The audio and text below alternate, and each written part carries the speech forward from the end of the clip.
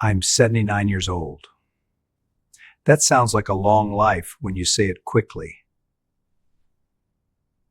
But when you sit with it, when you feel weighted in your bones at 3 in the morning, it doesn't feel long at all. Narrow, like a hallway you've already walked through, and now you're standing at the end of it, staring back at doors that won't open again. She gave me her heart. I realized it when it was already broken.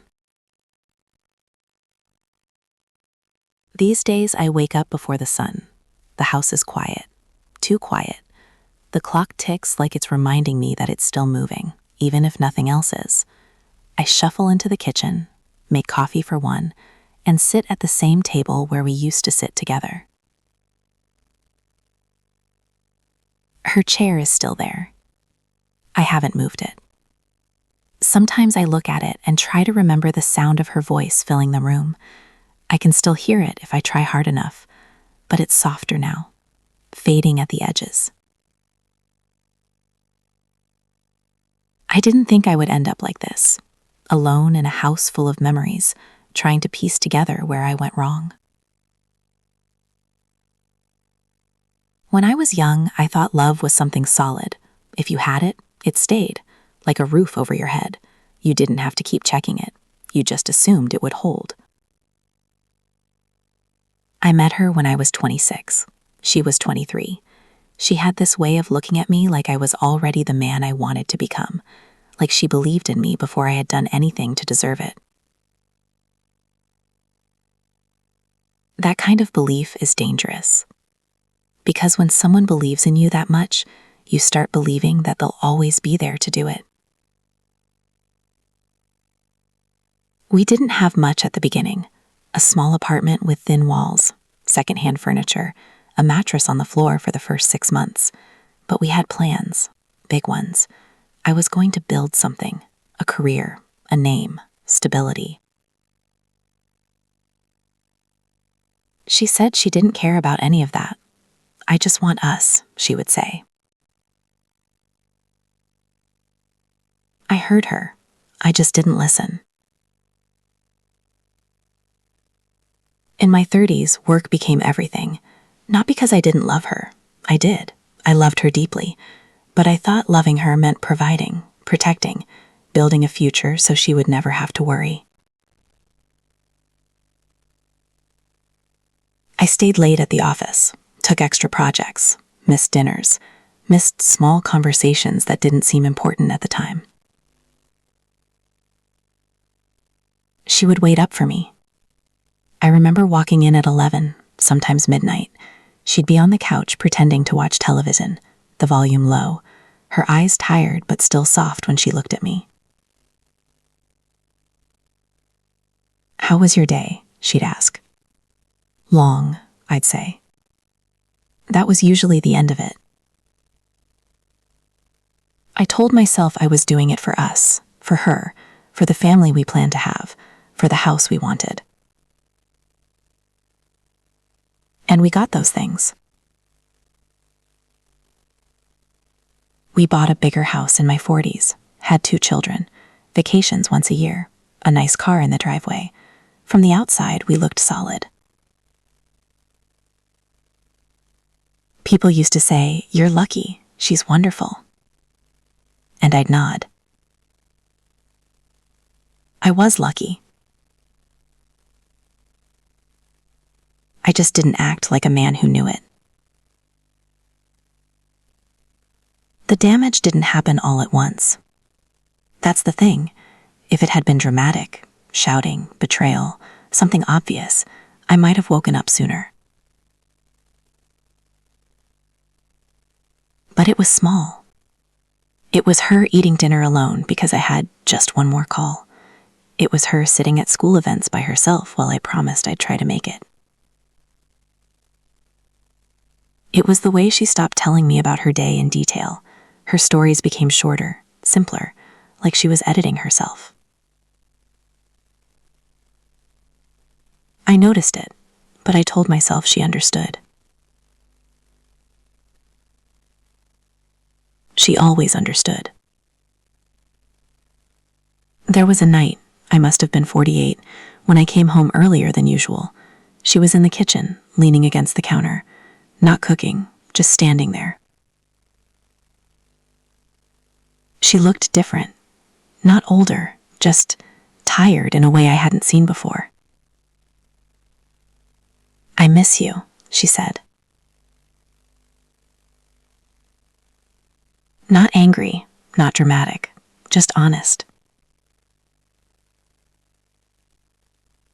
And I remember feeling irritated. I hate admitting that. I felt like she was questioning everything I was working so hard for, like she didn't see the sacrifices I was making. "I'm doing this for us," I told her. She nodded. "I know," she said. That was the problem. She always knew. She always forgave before I even asked. Over time, she stopped asking me to come to things, stopped waiting up, stopped saying she missed me. I thought that meant things were fine. I didn't understand that silence can be a kind of surrender. In our 50s, the children moved out. The house got quieter. I assumed we'd reconnect then, that we'd finally have time for each other. But by then, we were polite. Polite is a dangerous word in a marriage. We talked about bills, groceries, weather. We didn't talk about dreams anymore, or fears, or the way she used to reach for my hand in the car. One evening, I found an old photo album, pictures of us in that first apartment, sitting on the floor, laughing, her head on my shoulder.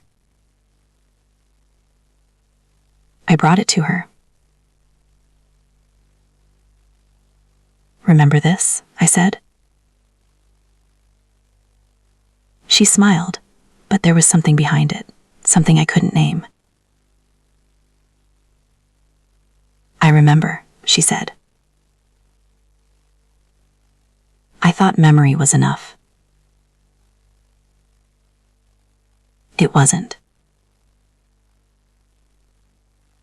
The turning point didn't come with shouting. It came with a doctor's office. She had been feeling tired for months. I told her it was stress, age. We're not young anymore, I'd say. By the time we took it seriously, the word late was already being used in ways I didn't like. Late stage. Limited options. I sat in that sterile room and held her hand, the same hand that had held mine when we had nothing, the same hand that had waited up for me night after night. It felt smaller in mine. Over the next year, I was there. Every appointment, every treatment. I cleared my schedule. I told work no. Suddenly, I had all the time in the world. It was almost cruel. I would sit beside her in the evenings, read to her, talk about the past, tell her stories about the kids. And sometimes she would look at me with those same soft eyes from when we were young, but they were different now. One night when the house was dark and the machines hummed softly in our bedroom, she whispered, "I used to wait for you." I couldn't speak. "I know," I said finally. She nodded. "I know you loved me," she added.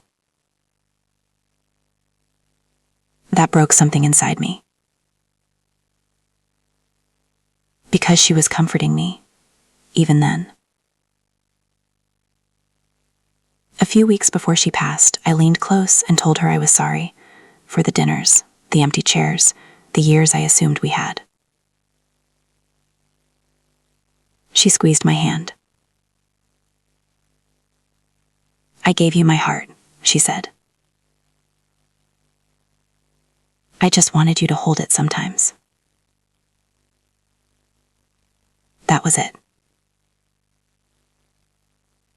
No accusation, no bitterness, just truth. When she was gone, the house felt enormous. Every room echoed. I walked past her chair and finally understood what it meant to miss someone properly, not just their presence, but the chances you didn't take. I realized then that she had been offering me her heart in 1,000 small ways, waiting up, asking about my day, saying she missed me. And I kept setting it down carefully, telling myself I'd pick it up when things slowed down.